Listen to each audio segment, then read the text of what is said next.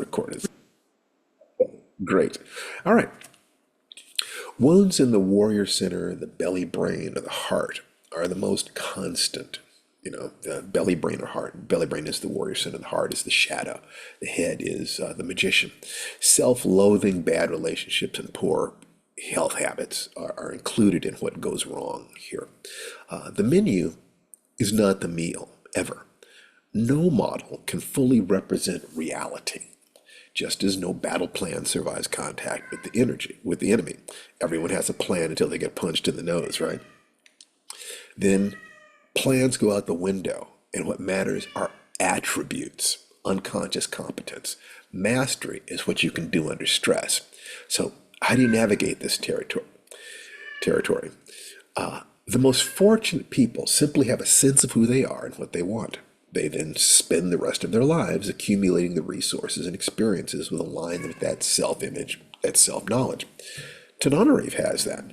Whatever else is true about her, and she's very human, of course, she knew what she wanted by the age of 4 and just kept learning, supported by her family and community, one step at a time until she became the amazing writer she is today, an amazing person.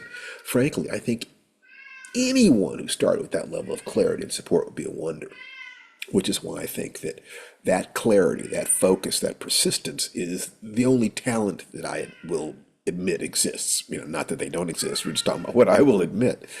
I personally didn't know what I wanted until I was 8 or 9, so I'm never going to catch up with her. But that process, starting where you are, can be accelerated by things like the magic formula, applied to the most basic human arenas, health, love, and finance. You'll find major wounds, and a coach or therapist will see right past your excuses to the arena you need to heal. It's always going to show up in one of those three: your health and fitness, your inner and outer relationships, your money. And the most common measurable areas are probably money and weight. Energy, love, and self expression are critical, but less measurable and more subjective. So, where should you start? Let's look at these three areas. Belly, brain. Let me take a look. Let me actually kind of shift background pictures here, because I can do that because I'm on Zoom, and Zoom makes it possible for me to do that. Let's see. Do I have 3, or do I only have all 7? Okay, let's go with that. Okay, so this is the chakras, and the belly brain is first 3 chakras. The heart center, the next 2, and the head center is the last ones.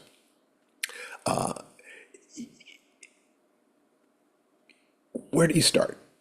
You start at the bottom, or you can start at the heart, but you can never start with the head. The belly brain, the first 3, are core survival stuff, moving away from pain. Health and fitness, basic income, threat assessment, fight or flight, freezing and fawning are in a sense a lack of belief that you can win a fight or die with honor. That's the kind of the warrior position. Handle this stuff first. Although the heart center deals with fear, mortal fear, fear of damage, extreme poverty or homelessness, etc., is sometimes covered up with sweetness and niceness. Okay, so you haven't dealt with it down in the core centers. So you shove it up into your heart, you act all sweet, and you hope that the world will be nice to you. This keeps your body safe, but kills your dreams. Okay, I personally don't think it's worth it.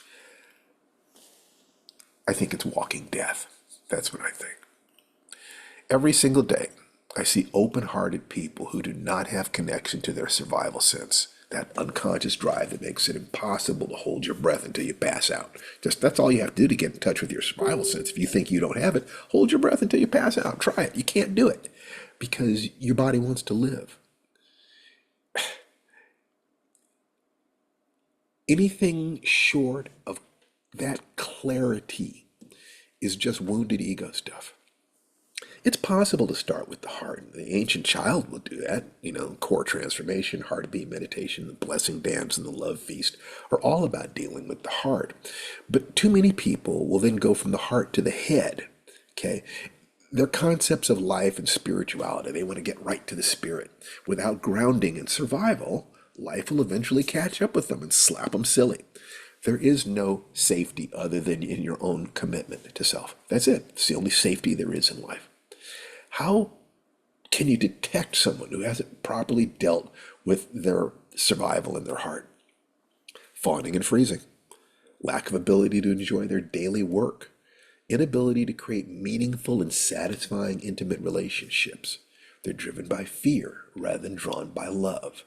They feel tons of anger or guilt. They need to believe they're better than other people, or they fear that others are more than them.